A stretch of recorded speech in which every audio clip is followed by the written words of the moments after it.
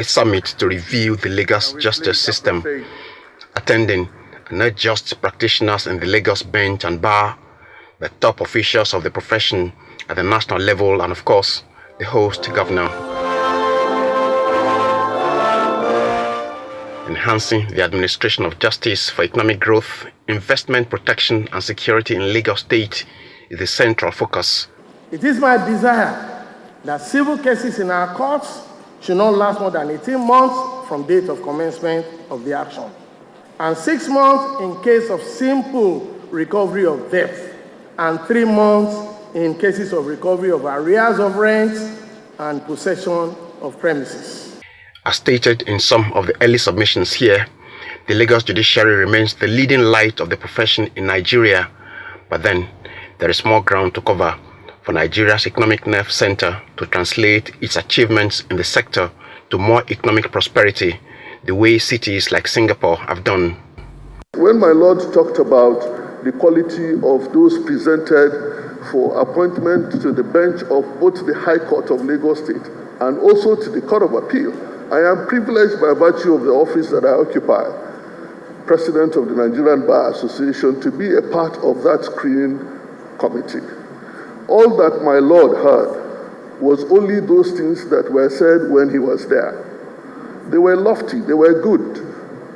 And I come to confirm that Lagos presented the best of candidates for the appointment.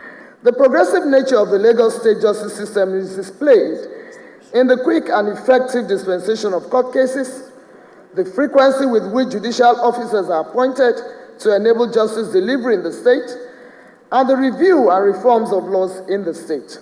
The Honorable Justice Aloba earlier on made the point about integrity, and that's what Singapore has zero tolerance for corruption, and even high-level public servants at the ministerial level will be prosecuted if they cross the line.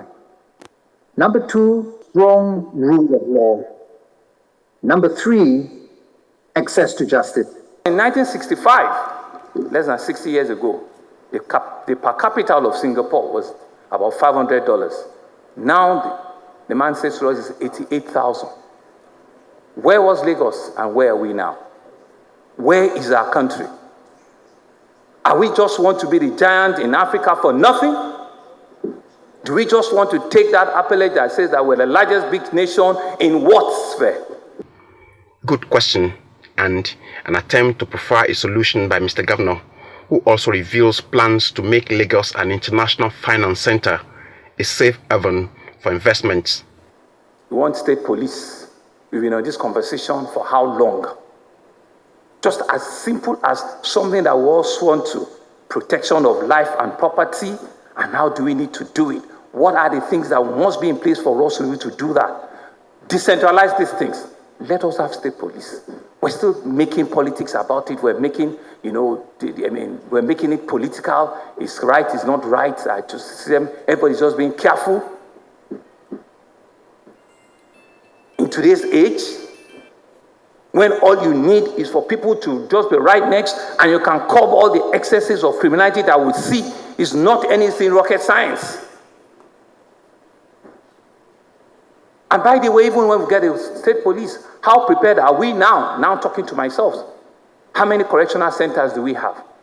That is why it's charged to the summit and all concerned is for this not just to be another talk shop, but one that will signal the beginning of the march turnaround for not just Lagos, but the national judicial practice. Tokunbo Oyetunji, Arise News, Lagos.